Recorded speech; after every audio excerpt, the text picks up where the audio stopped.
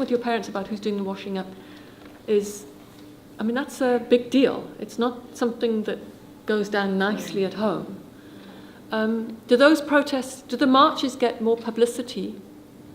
Are they somehow easier to do than those personal protests? Do we marginalize the personal protests in some ways?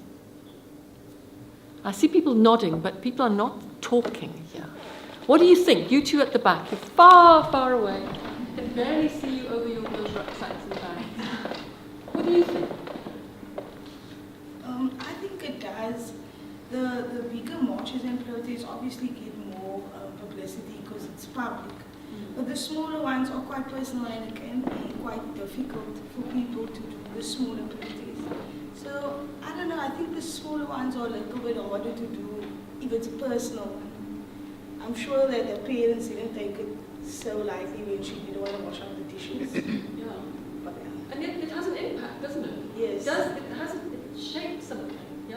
And I think it also requires more will, because if you know more people are going to join you in doing something so brave, doing it on your own is much more difficult. There's safety in numbers, isn't there? Yeah. Mm-hmm. Yeah. It's easier to do something when it's an adventure.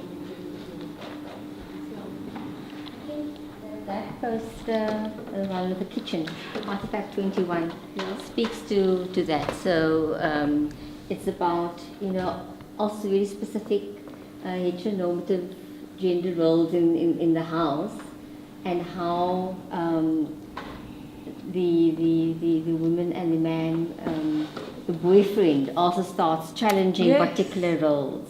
And I suppose it speaks to what they have just said about, safety in numbers. So, there are two individuals here who are resisting particular kinds of gender roles in that household. And it seems to have far more impact when just one has, resisted.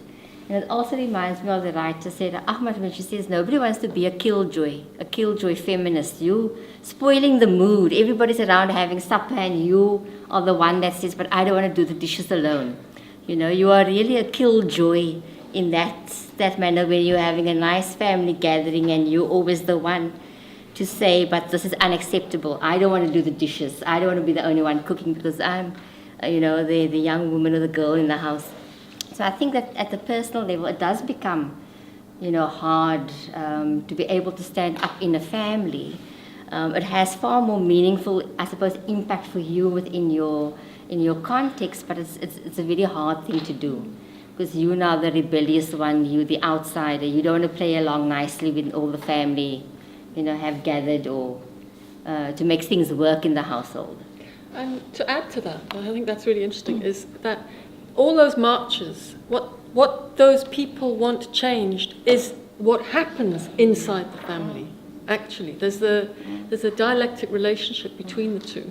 If you haven't got change in the family, then you haven't got change. The ironic thing is that a lot of the people who go to the marches and recognize the need for equality then go back to the home space and are those mothers who then get their girl children to do the cooking and their boy children not to. So they continue the cycle without realizing that they're doing so. So interesting. Yeah. It's a research project. Maybe that's next year's research question. Anybody else want to add to that? Go on. Who's it? With embassy. Yes.